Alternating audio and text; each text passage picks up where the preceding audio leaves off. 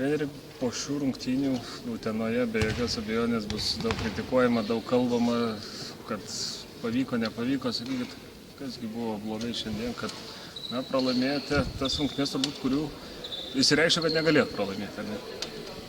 Taip, aš manau, po šitų rungtynių yra iškelta mums geltona kortelė, kaip futbole būna pradžiai. Nes tikrai neplanavau, vidiniai aš tikrai net negalvojau, kad mes pralaimėsim šitas rungtynes, bet gavosi taip, kad pralaimėjimo priežastis turbūt yra kelios. Pirma, viena tokia iš priežasčių, tai kad teko žaisti su vienu žaidėju.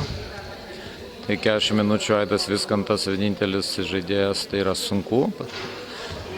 Antra priežastis, tai yra vis tik tai prieš tą tritaškių komandą. Buvom užplanavę žaisti tam tikrą gynybos sistemą. Jinai pradžiai, kol mes įsijudinom pirmą kėlinį, nesuveikė. Po to mes jau, nežinau kažkodėl priežasčių, kodėl mes visą laiką pirmus kėlinius pradedam labai blogai. Bandysim aiškintis, kalbėti su žaidėjais. Ir po to ta sistema jau mūsų suveikė, buvo viskas gerai, mes pasivijom, išėjom į priekį. Ir turbūt gavosi tai, kad gale nuovargis.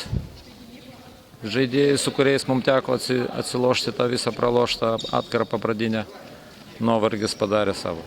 Treneri, ar nepakišo kojos tai, kad pasirengimo etape šią komandą nugalėjot be didesnių pastangų ir be didesnio vargo, nes prieš rungtynes krepšininkų veidose toks atsipalaidavimas matėsi?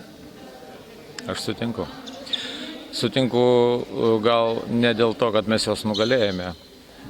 Gal dėl to žaidėjai tokie buvo, aš mačiau ir per tam tikrus momentus, sakysim, kad žaidėjai ne taip, kaip prieš, sakysim, Prienus, buvo susikoncentravę varžybom.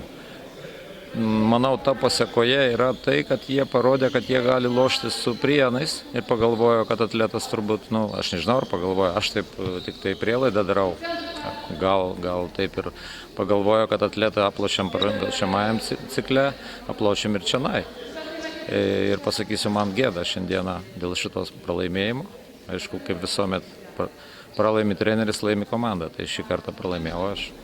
Treneri, aukšto ūgių problema, ar ne? Šiandien taip pat buvo, nes, AG, jeigu dar kažką bandė, tai Karolis šiandien nei pradžioje, nei trečiajame kėlinyje visiškai neįsiklijavo į žaidimą, ypač kalbant apie gynybą.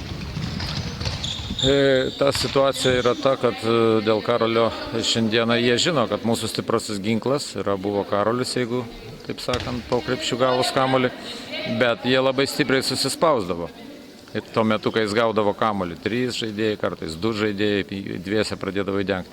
Ir buvo ta problema, kad Karolis, vis tiek, jis nėra tas žaidėjas, kuris labai gerai žaidžia su perdavimu.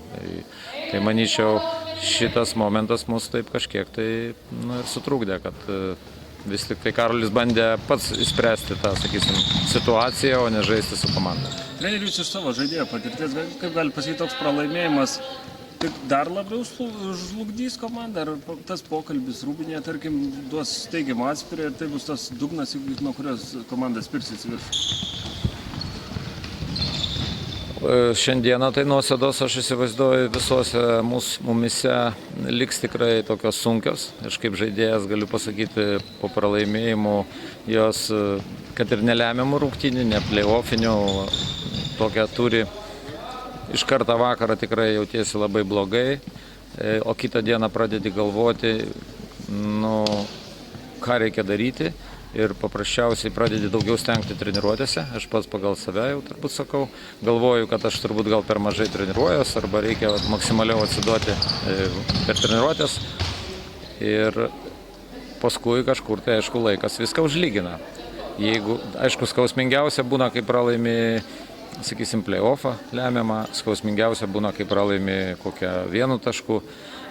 Čia toksai prie tų skausmingiausių pralaimėjimų, vadinčiau irgi.